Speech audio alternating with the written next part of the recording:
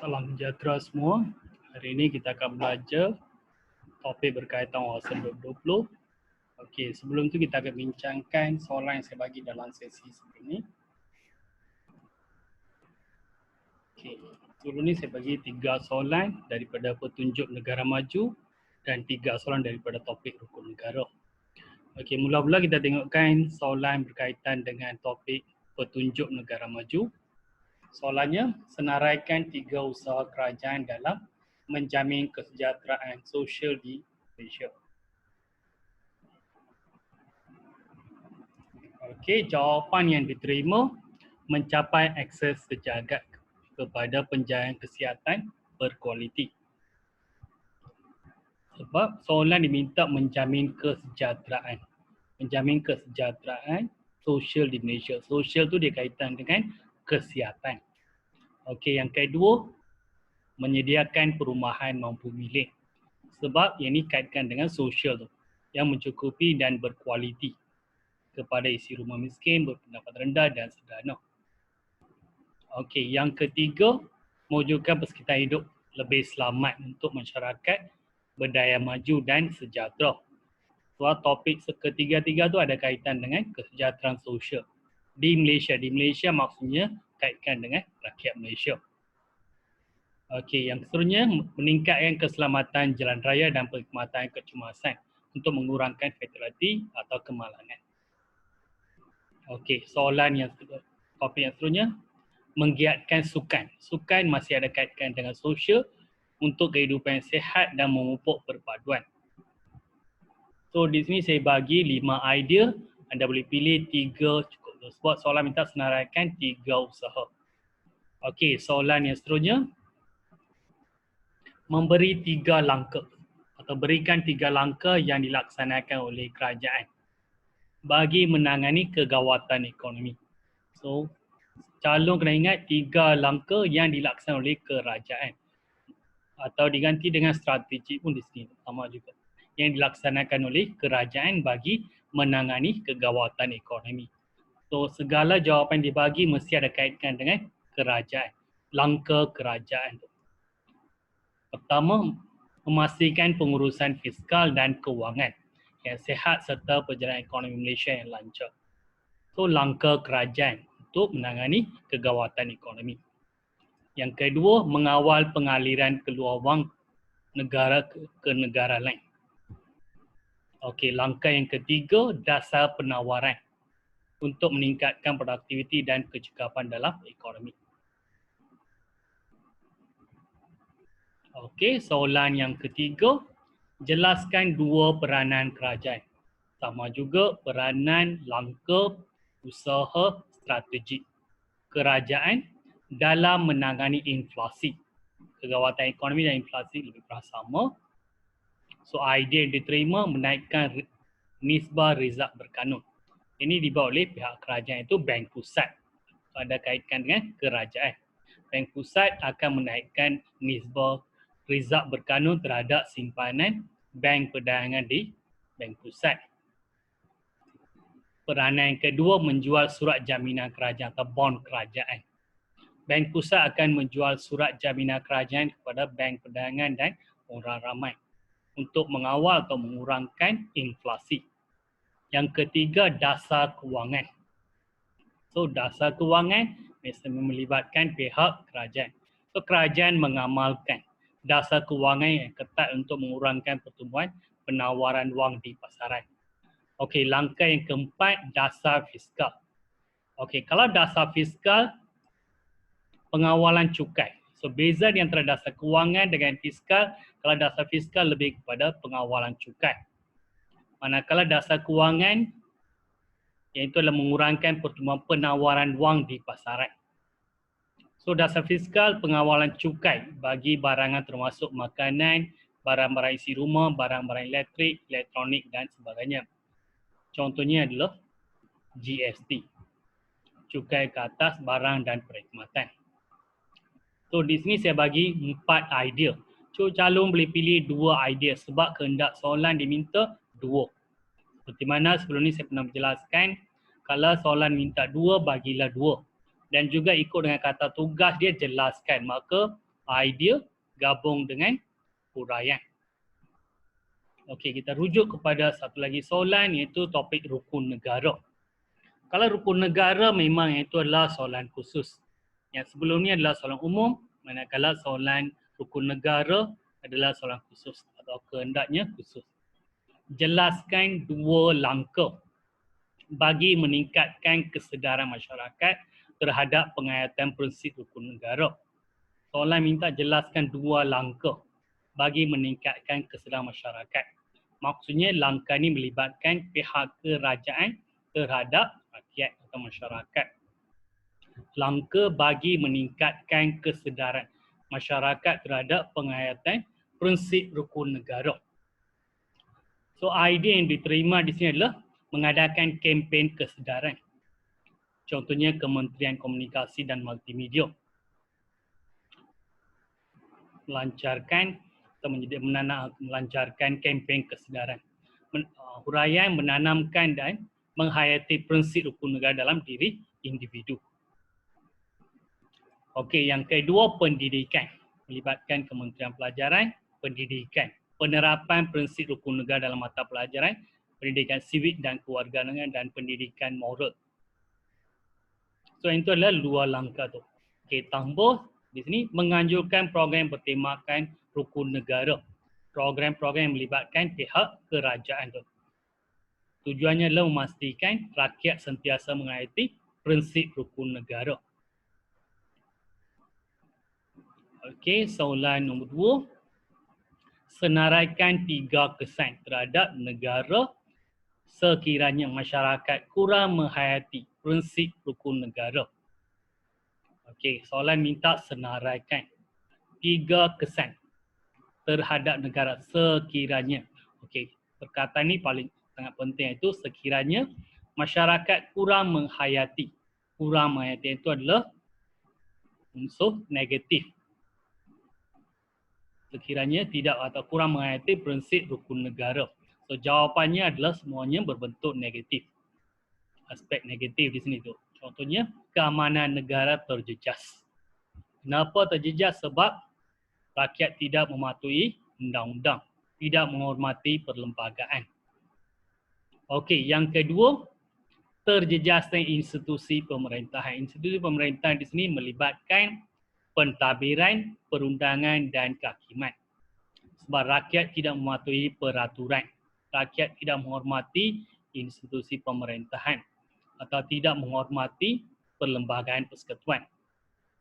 Kesan yang ketiga terhadap negara adalah hilang kemasukan pelaburan asing sebab negara tidak aman damai akibat daripada rakyat kurang menghayati prinsip rukun negara, terutamanya yang berkaitan dengan menghormati undang-undang atau mematuhi undang-undang. So, ini akan hilang keyakinan pelabur asing masuk ke negara Malaysia. Okey, kesan yang keempat, dasar kerajaan tidak akan tercapai. Okey, sekiranya rakyat kurang menghayati prinsip rukun negara, maka berlakunya pecah belah atau terjejasnya perpaduan. Maka dasar kerajaan yang ingin dicapai oleh pihak kerajaan itu tidak mencapai matlamat dasar. Okey, yang seterusnya soalan nombor 3. Iaitu soalan terakhir dalam topik yang sebagai itu adalah nyatakan 3 kepentingan. Okey, soalan sebelum ni dia minta negatif iaitu adalah sekiranya tidak menghayati. Tapi soalan ini minta nyatakan 3 kepentingan. Kepentingan di sini adalah positif. Menghayati prinsip rukun negara dalam kalangan masyarakat majmuk. So soalan ni peranan rakyat atau kebaikan diterima oleh masyarakat Malaysia sekiranya menghayati prinsip rukun negara.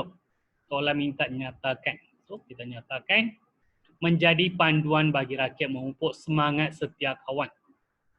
Kepentingan atau kebaikan yang kita terima. Apabila kita menghayati prinsip rukun negara, maka kita akan dapat menjadi prinsip rukun negara sebagai panduan bagi rakyat memupuk semangat setia kawan. Okey, yang kedua, memberi keadilan kepada setiap rakyat. Sebab kita mempunyai perlembagaan yang menjaga hak asasi rakyat dan juga tidak ada pendiskriminasian. akibat daripada pengayatan hukum negara.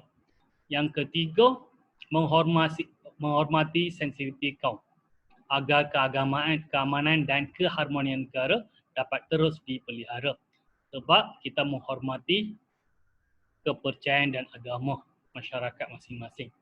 Atau kita pegang teguh kepada prinsip yang pertama, iaitu kepercayaan pada Tuhan. Okey, yang seterusnya. Okey, hari ini kita masuk ke topik yang kita nak bincang, itu wawasan 2020.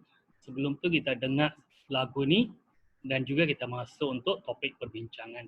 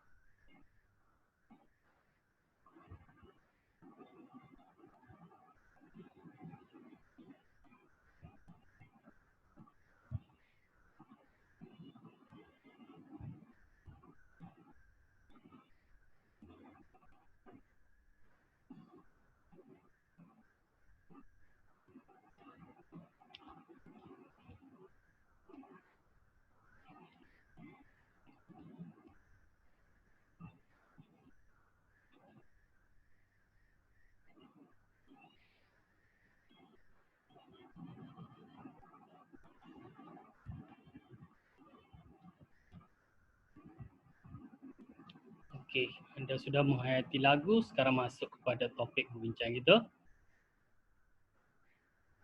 Okey, tema wawasan 2020. Topik-topik yang kena diberi tumpuan tu. Satunya cabaran. Cabaran wawasan 2020 kita mempunyai 9 cabaran dan setiap cabaran mempunyai kepentingan tertentu. Okey, soalan bentuk yang kedua, strategi. So calon kena ingat, strategi itu adalah langkah kerajaan. Hanya dibuat oleh pihak kerajaan sahaja. Okey, yang seterusnya kepentingan atau kebaikan. Menghayati wawasan 2020. Apa kepentingan dia? Atau kebaikan. Okey, yang seterusnya ciri-ciri. Ciri-ciri bagi setiap cabaran. Contohnya ciri-ciri masyarakat saintifik dan progresif. Okey, usaha. Kalau usaha yang tu boleh melibatkan pihak kerajaan, pihak swasta, rakyat, badan bukan kerajaan semua. Kalau strategi hanya melibatkan pihak kerajaan sahaja. Topik yang terakhir adalah faktor-faktor. Apakah faktor-faktor yang menggalak atau yang menentukan penggubalan wawasan 2020 atau perangkaan wawasan 2020. Okey, kita masuk kepada bentuk soalan. Di sini saya tidak akan bincang jenis atau fokus soalan sebab sebelum kita sudah bincang dalam sesi perbincangan sebelum ini. Okey, kita terus masuk kepada contoh soalan dan juga jawapan yang boleh diterima. Okey, sebelum tu kita tengok apakah cabaran wawasan 2020. So kita ada 9 cabaran. Sebab sebagai pelajar sekolah, so memang anda sudah tahu tu apakah cabaran sejak anda tingkatan 1 sekolah rendah lagi sudah didedahkan tentang cabaran wawasan 2020. So kita mempunyai 9 cabaran, bermula daripada yang pertama itu adalah bangsa Malaysia yang bersatu padu. Cabaran yang pertama, kita pentingkan perpaduan tu. Cabaran yang kedua, masyarakat berjiwa bebas dan berkeyakinan. Cabaran yang ketiga, masyarakat demokratik yang matang. Cabaran yang keempat, okey, untuk tahun ni kita boleh bagi tumpuan dia. Cabaran masyarakat bermoral dan beretika.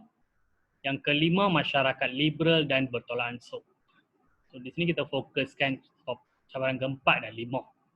Okey, cabaran keenam sudah keluar dalam soalan peperiksaan dalam bentuk struktur dan juga soalan esei. So masyarakat saintifik dan progresif. Cabaran ke-7, masyarakat penyayang dan budaya menyayangi di sini tu. Okey, cabaran yang ke-8, masyarakat yang adil dalam bidang ekonomi. Dan cabaran yang ke-9, iaitu cabaran terakhir, iaitu adalah masyarakat makmur dan berdaya saing. So di sini kita bagi 9 cabaran. So daripada 9, kita fokuskan 4 dan 5 tu. So, cabaran-cabaran sebelum ni memang sudah keluar dalam peperiksaan. So yang ni yang belum keluar lagi tu. Masyarakat bermoral dan beretika, masyarakat liberal dan bertolak ansur.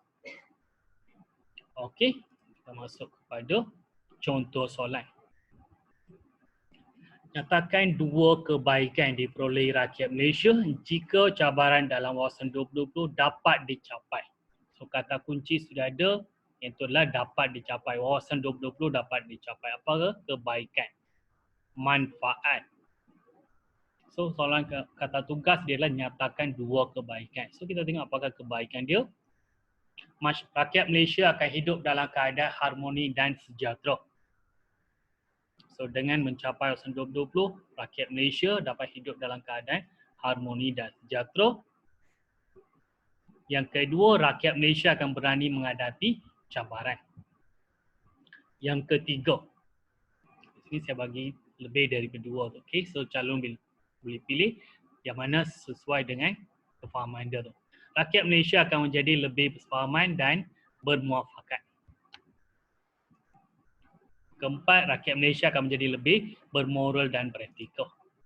Yang kelima, rakyat Malaysia akan terus maju dalam bidang sains dan teknologi.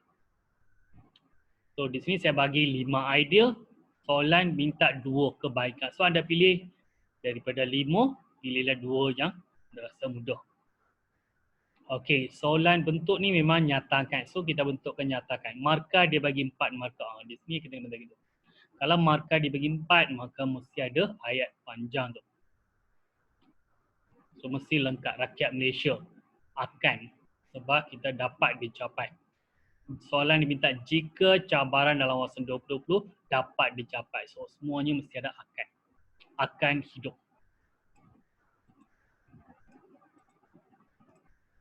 Akan hidup, akan berani. Mesti ada perkataan akan sebab dia minta jika cabaran dalam wawasan 2020 dapat dicapai tu.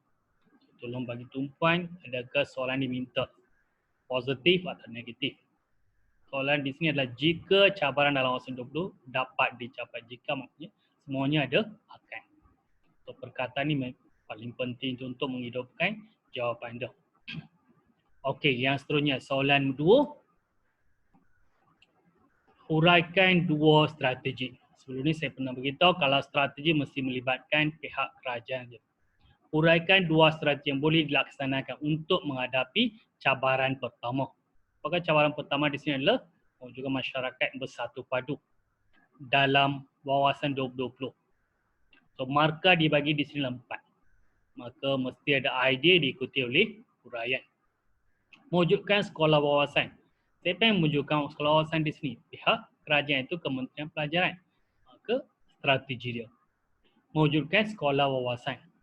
Bagaimana sekolah wawasan dapat membentuk atau mengeratkan perpaduan? Pelajar belajar bersama-sama di bawah satu bumbung tanpa mengira kaum atau agama, sama-sama berkongsi kemudahan asas atau kemudahan infrastruktur seperti padang, kantin sekolah, dewan. Itu contoh. So jawapan mesti ada diikuti dengan idea dan huraian. Dan juga soalan diminta dilaksanakan. So di kata tugas itu adalah mewujudkan sekolah wawasan. Huraian, pelajar belajar bersama-sama di bawah satu bumbung tanpa mengira kaum atau agama. Sama-sama berkongsi kemudahan asas. So calon tidak boleh terlupa tulis perkataan mewujud sebab ini strategi. Okey, yang kedua menyertai program latihan hikmat negara. Okey, bagaimana program latihan hikmat negara dapat mengeratkan perpaduan? Sebab dalam program latihan hikmat negara terdiri daripada berbilang kaum pelajar daripada lepasan tingkatan 5 atau yang berumur 17 tahun dan ke atas. So, ini dapat mengeratkan perpaduan dan juga dapat melahirkan modal insan yang berguna atau pemimpin yang berkaliber di sini tu. Okey. Mempelbagaikan komposisi kaum dalam sektor pekerjaan. Terutamanya sektor pekerjaan awam. Komposisi bilangan penempatan pekerja adalah terdiri daripada pelbagai kaum tu. Mengadakan program kemasyarakatan. Biasanya program kemasyarakatan boleh dibuat oleh pihak kerajaan. Contohnya Kementerian Pembangunan Wanita, Keluarga Masyarakat, Kementerian Multimedia dan Komunikasi. Contohnya mereka buat kempen rumah terbuka atau gotong royong perdana. So itu semua melibatkan pihak kerajaan strategi. So calon kena ingat strategi mesti melibatkan pihak kerajaan sahaja. Pihak swasta, badan bukan kerajaan atau individu tidak boleh terlibat di sini tu. So tolong bagi tumpuan strategi hanya melibatkan pihak kerajaan sahaja. Okey, soalan nombor 3. Nyatakan 4 strategi. Strategi untuk melahirkan masyarakat saintifik dan progresif di Malaysia. Siapa yang boleh melahirkan? Di sini adalah strategi. So, calon kena ingat strategi melibatkan pihak kerajaan sahaja. So, yang ni yang paling penting di sini tu. Strategi.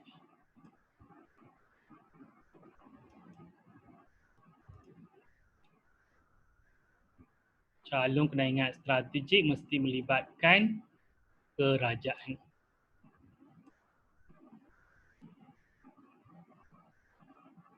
Saya gunakan simbol K untuk kerajaan tu.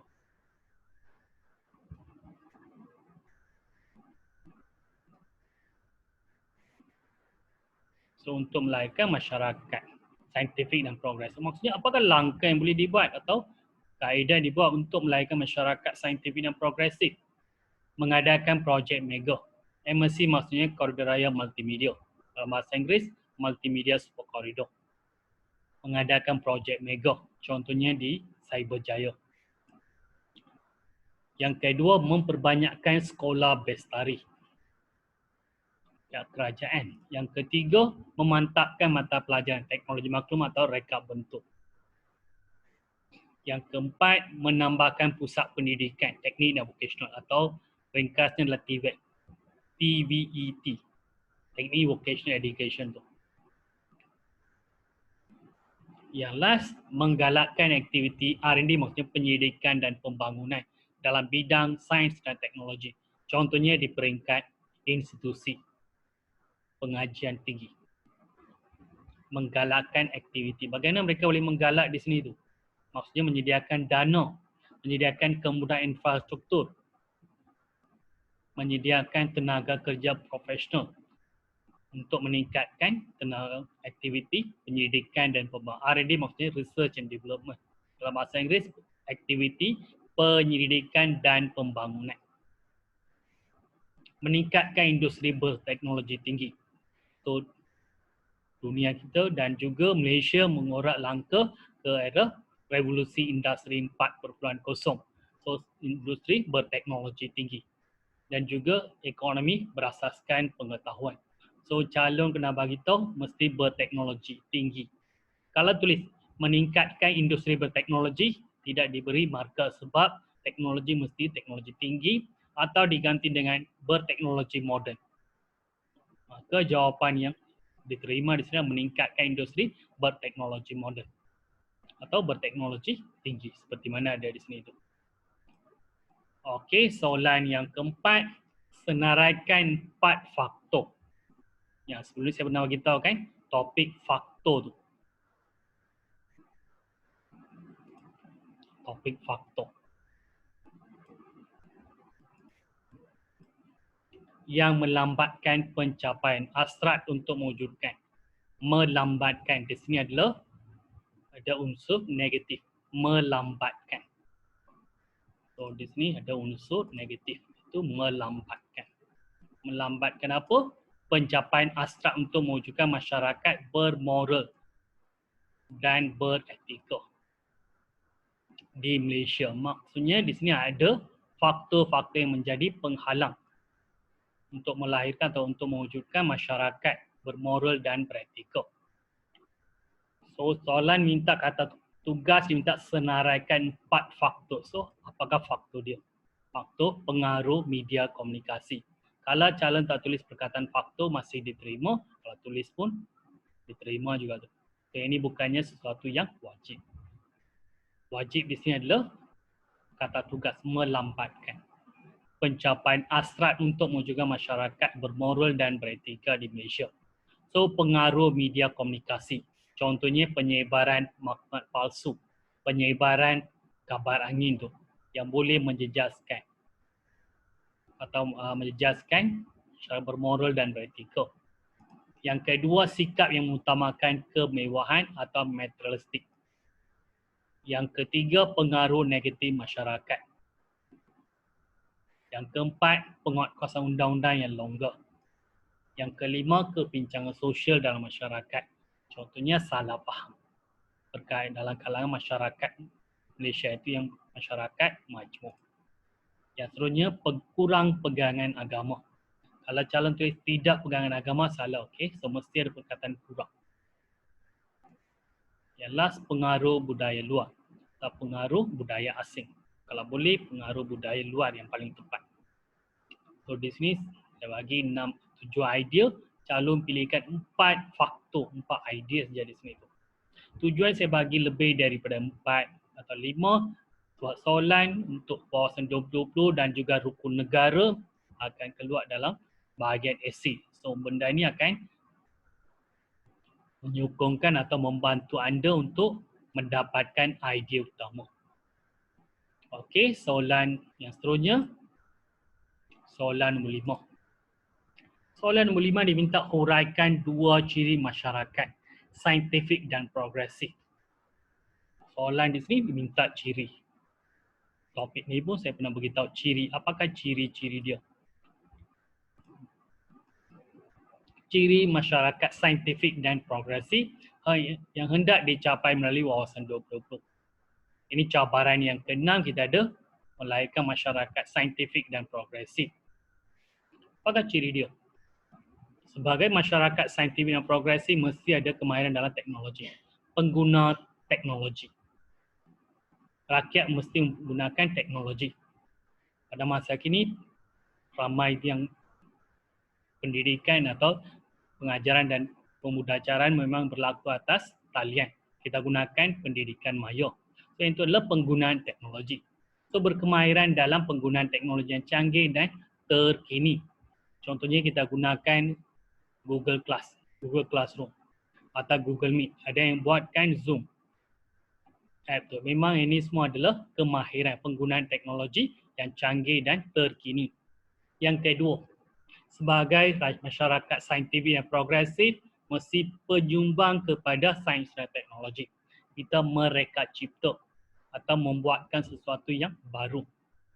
Selaras dengan matlamat atau objektif Revolusi Industri 4.0. Huraian mampu mencipta teknologi untuk digunakan oleh orang lain. Kita mencipta sesuatu adanya inovasi, kreativiti tu. Langkah ke huraian ciri yang ketiga, ejen perubahan. Mampu membuat perubahan positif atau adanya kreatif dan inovasi. Ciri yang terakhir, memandang keadapan atau berpandangan jauh. Itu mempunyai visi dan misi yang jelas. So, di sini saya bagi 4 idea untuk ciri. So, calon pilih 2 ciri masyarakat saintifik dan progresif.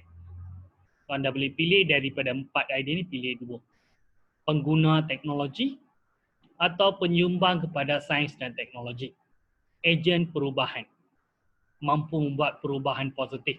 Atau kita digunakan huraian mampu membuat perubahan positif menggunakan inovasi dan kreatif. Yang terakhir, memandang kehadapan, berpandangan jauh atau mempunyai visi yang jelas. Okey, soalan nombor 6. Okey, satu lagi tambahan. Okey, idea kreativiti, kreatif. Kita mempunyai kreatif. Sentiasa menambah baik dalam sesuatu ciptaan tu. Perkara yang kita ada, kita menambah baik, membuat inovasi dan kreatif. Menggunakan ilmu sains dan teknologi. Okey, soalan nombor 6. Contoh soalan nombor 6 tu.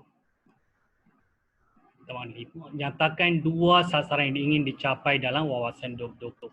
Sasaran. Satu lagi maksudnya adalah matlamat, objektif. Apa yang kita nak sasar? Visi itu, visi kita tu apa? Dua sasaran yang ingin dicapai dalam mencapai wawasan 2020.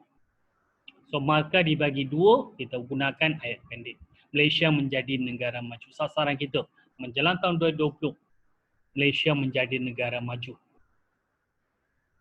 Atas kekal ini kita mewujudkan satu lagi adalah wawasan kemakmuran bersama 2030. Sasaran tu ditambah lagi 10 tahun, kita mencapai sesuatu yang diingin, iaitu menjadi negara maju. Tahap kehidupan yang lebih baik atau lebih selesa, sasaran kita. Tahap kehidupan. Tahap kehidupan di sini kita kaitkan dengan pendidikan dan juga kesihatan. Mewujudkan masyarakat demokratik, berdaya saing dan mempunyai daya tahan yang tinggi. Maksudnya adalah sanggup menghadapi cabaran globalisasi. Okey, contoh soalan yang seterusnya. Jelaskan dua cabaran. Okey, calon di sini diminta kata tugas dia sebenarnya jelaskan dua cabaran yang perlu dihadapi dalam mewujudkan negara Malaysia yang maju. Maka dibagi 4, maka idea tambah dengan huraian. So di sini kita ada jelaskan dua cabaran. So kita mempunyai 9 cabaran dan kita pilihlah dua. Mewujudkan masyarakat yang adil dalam bidang ekonomi dan sosial, pembentukan satu negara bangsa Malaysia. Okey. Yang ketiga, mengubah corak ekonomi dan kehidupan rakyat. Yang keempat, pengamalan nilai moral dan praktikal. Yang last, memperkukuhkan asas dan sistem kekeluargaan. So, cabaran yang perlu dihadapi dalam mewujudkan negara Malaysia yang maju. So, inilah antara cabaran. So, di sini dia minta jelaskan, saya bagi 5 idea, pilihlah 2 idea. Okey, soalan yang seterusnya. Berikan 3 cabaran daripada 9 cabaran yang digariskan dalam wawasan 2020. Topik yang ini memang sebelum ni saya pernah beritahu dan juga sudah tunjuk dalam bentuk gambar raja. Maka terus saya bagi jawapan. So, calon boleh baca dan juga menghayati setiap jawapan yang saya bagi tu. So, ini semua kita ambil daripada wawasan 2020. Cabaran dalam daripada 9 cabaran yang digariskan dalam wawasan 2020.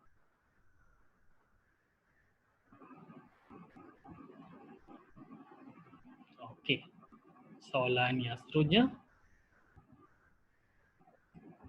Okey, soalan yang seterusnya diminta nyatakan langkah yang dijalankan. Yang sebelum ni topik ni kita sebenarnya sudah bagi tahu, kena bagi tumpuan langkah. Apakah langkah di sini tu?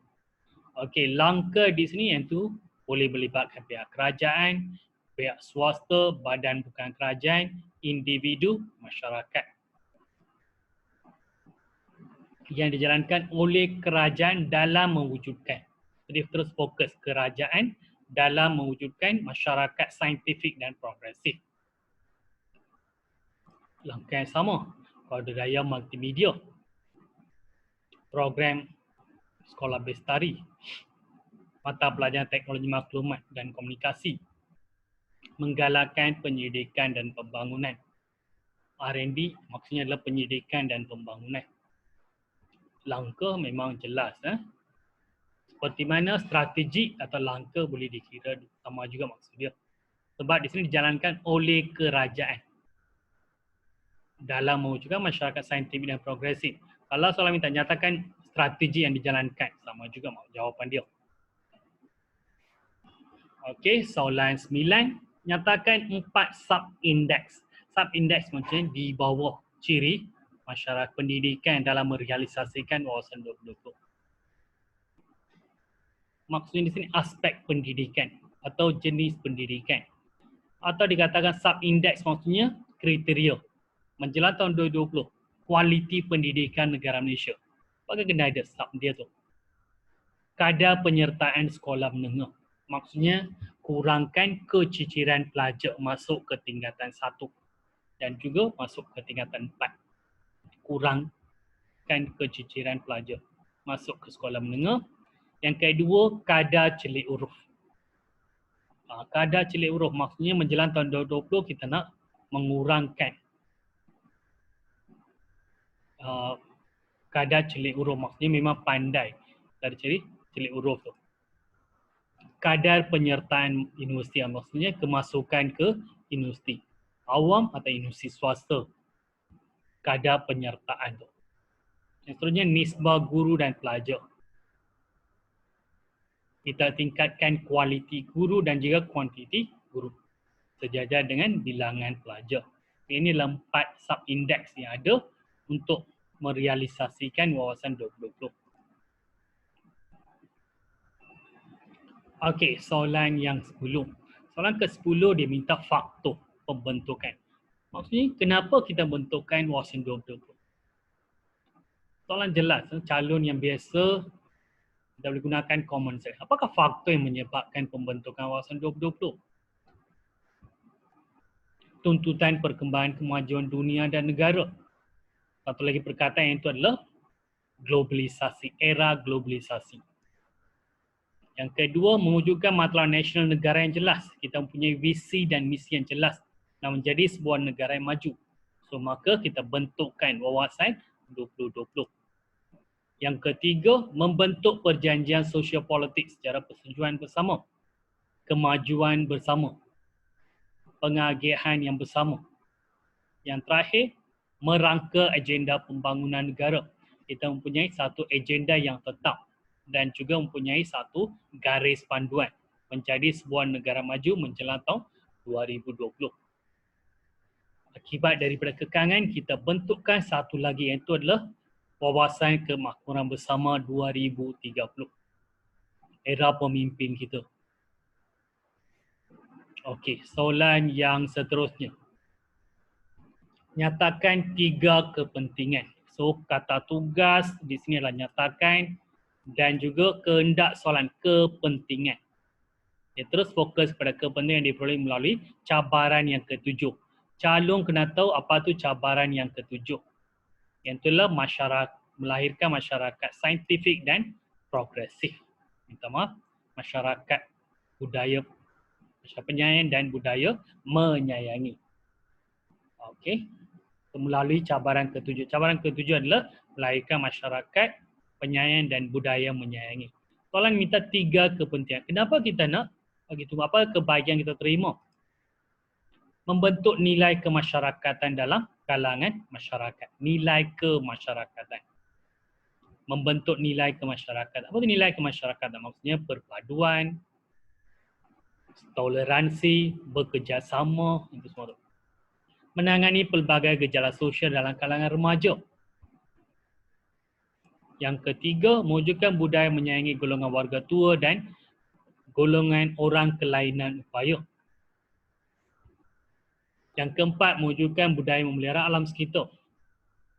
Sebab budaya menyayang dan masyarakat penyayang dan budaya menyayangi bukan hanya bergantung kepada masyarakat manusia. Maka kita nak cintakan alam sekitar dan juga memelihara harta benda awam. Maksudnya tidak melakukan vandalisme. Yang terakhir, mewujudkan budaya prihatin dan menyayangi kanak-kanak. Maksudnya prihatin kepada golongan kanak-kanak. Membina perpaduan dan penyatuan kaum dalam kalangan masyarakat. Maksudnya, kata tugas di sini, fokus kita adalah perpaduan, membina masyarakat yang bersatu padu. Okey, soalan yang seterusnya. Malaysia kini telah memasuki fasa ketiga pelaksanaan wawasan 2020. Maksudnya kita sudah masuk wawasan tahun 2020 melalui pelaksanaan model baru ekonomi. Kita fokuskan model baru ekonomi. Apakah objektif utama model baru ekonomi?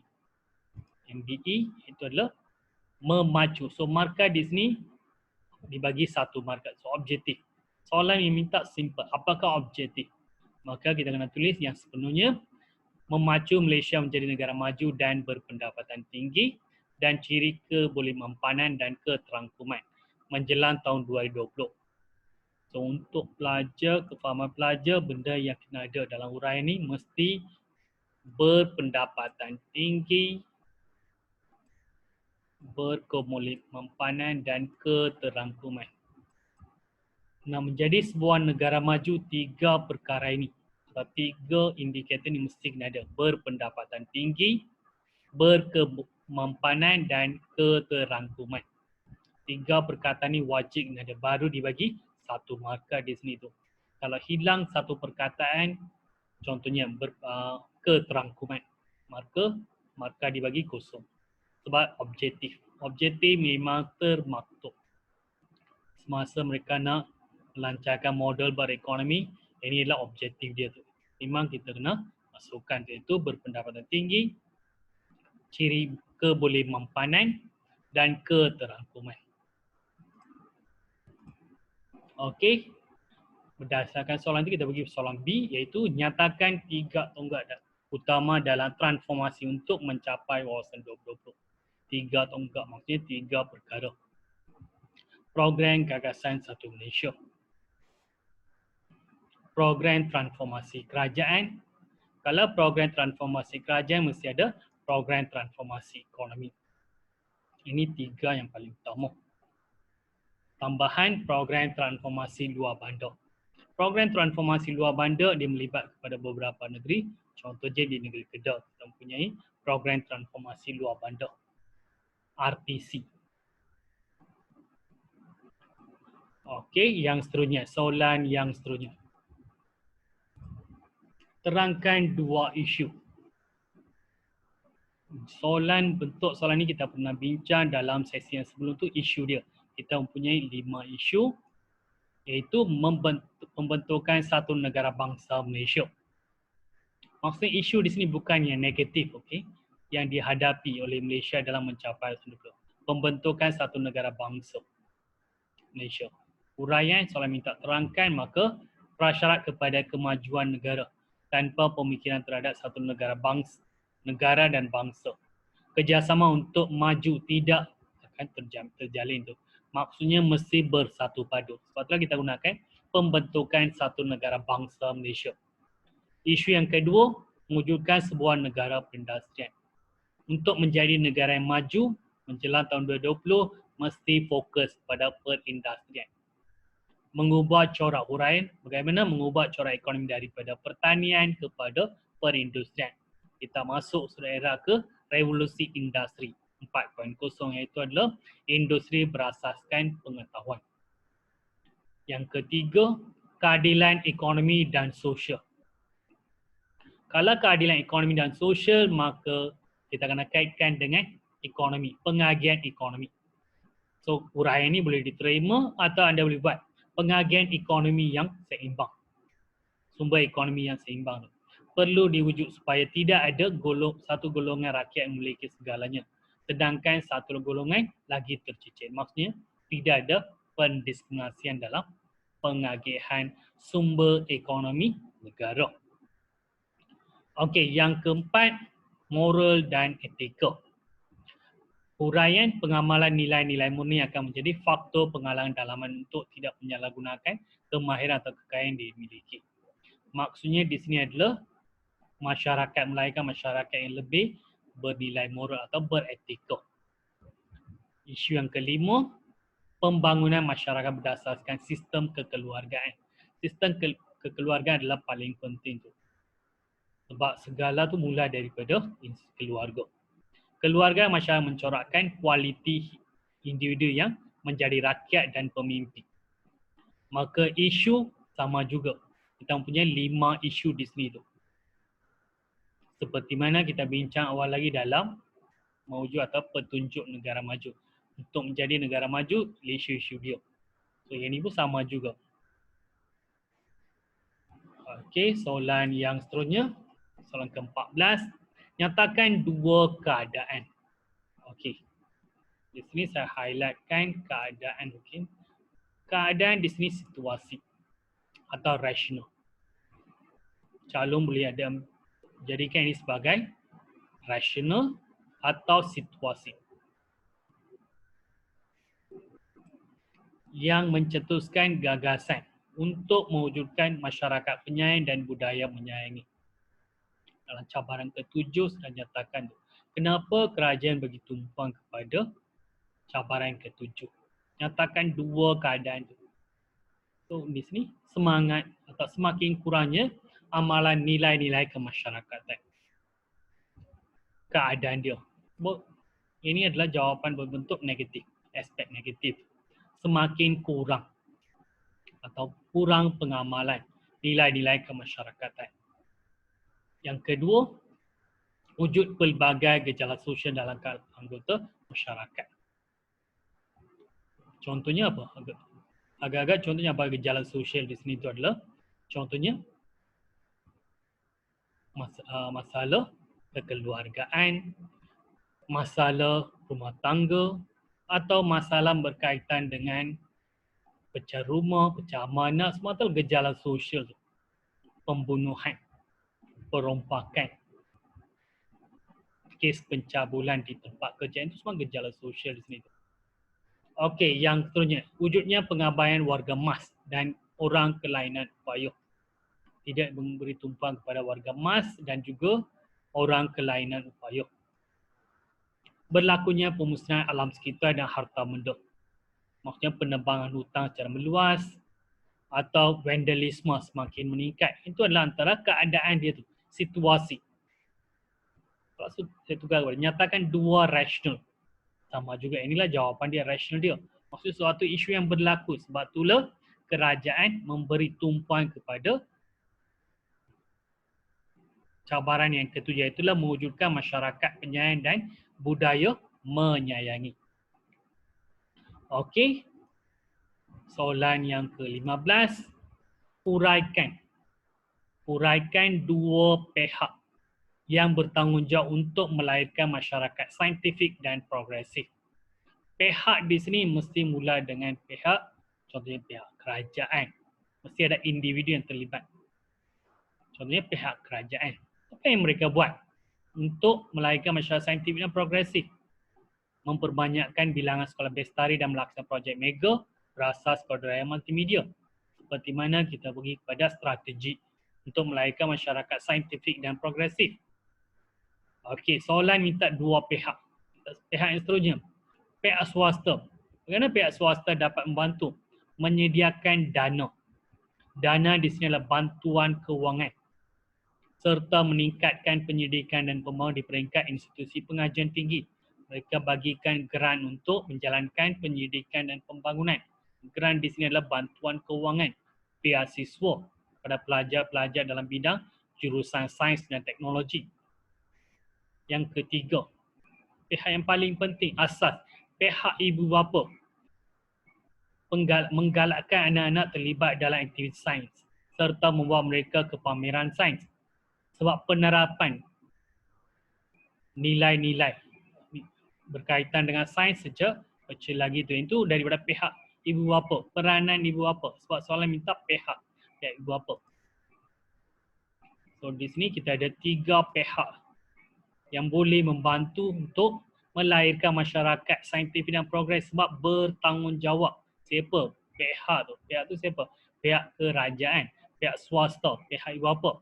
Kalau kerajaan lebih kepada dasar, swasta lebih kepada dana, ibu bapa kita menggalakkan anak-anak terlibat dalam aktiviti sains serta membawa mereka ke pameran sains. Okey, soalan yang seterusnya. Okey. Berikan 4 persediaan. Persediaan maksudnya di sini adalah langkah. Berikan 4 persediaan yang perlu dilakukan oleh rakyat Malaysia. Okey, soalan atau isunya hanya fokuskan rakyat Malaysia. Apa yang mereka buat? Persediaan mereka oleh rakyat Malaysia bagi mencapai hasrat wawasan 2020. Apakah hasrat dia? Matlamat, objektif. Yang pertama, mempertahan dan menambah baik perpaduan kaum. Sebab cabaran yang pertama, melahirkan masyarakat bersatu padu. So kita sebagai rakyat mesti mempertahan dan menambah baik perpaduan kaum yang sedia ada. Atau calon tulis, memantapkan perpaduan kaum yang sedia ada, boleh tu. Mempunyai jati diri yang tinggi sebab menghadapi cabaran globalisasi. Melahirkan masyarakat yang berdaya sains. Mengamalkan cara politik yang matang, mempunyai masyarakat demokratik melahirkan masyarakat yang demokratik di sini. Mengamalkan cara politik yang matang. Mengamalkan cara hidup yang sihat dan berdaya saing. Melengkapkan diri dengan ilmu dan kemahiran yang tinggi. Contohnya, melahirkan masyarakat saintifik dan progresif. Tempat persediaan. Di sini saya bagi 5 idea. So, anda boleh pilih 4 persediaan. Maksudnya, langkah, usaha yang perlu dilakukan oleh rakyat. 4 persediaan maksudnya 4 usaha yang perlu dilakukan oleh rakyat Malaysia. So, isunya berkaitan dengan Asra Awasan 2020. Siapa yang kena buat? Rakyat Malaysia. Apakah peranan mereka untuk merealisasikan atau mencapai Asra Awasan 2020? So, antaranya mempertahan dan menambah baik perpaduan kaum yang sedia ada atau mempertahan dan memantapkan perpaduan kaum yang sedia ada.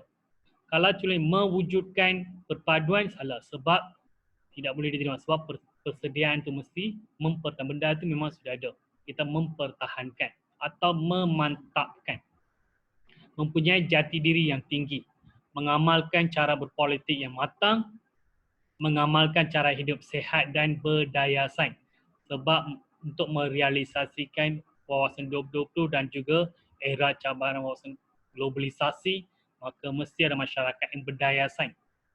Melengkapkan diri dengan ilmu dan kemahiran yang tinggi untuk melahirkan masyarakat saintifik dan progresif. Okey, soalan yang seterusnya. Nyatakan 4 strategi untuk mencapai objektif kemakmuran bersama 2030. Okey, soalan ini adalah soalan terbaru.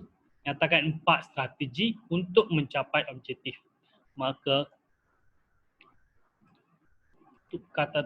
kata kunci atau tugas atau idea utama adalah 4 strategi.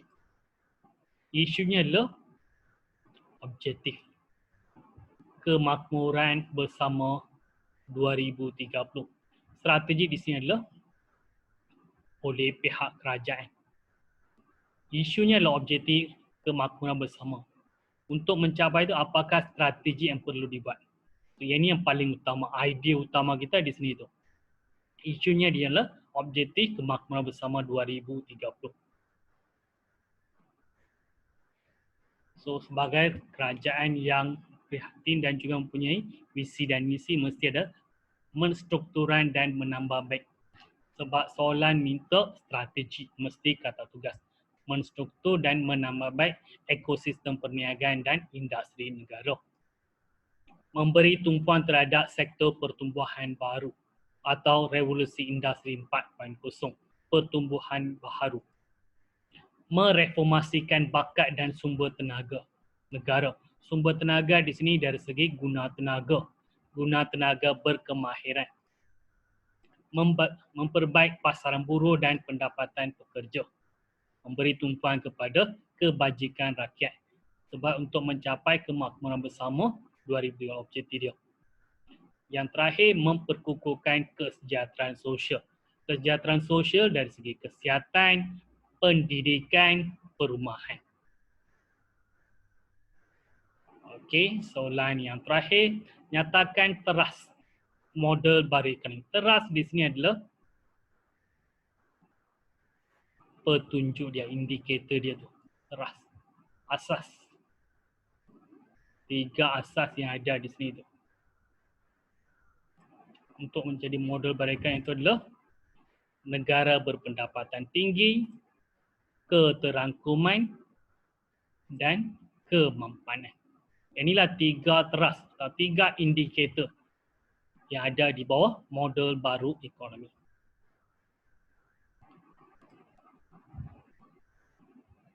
Okey, sekian, terima kasih. Kalau ada sebarang soalan, kita boleh ajukan di dalam komen atau anda boleh bagi terus kepada laman web yang saya bagi sebelum ini. Sekian, terima kasih.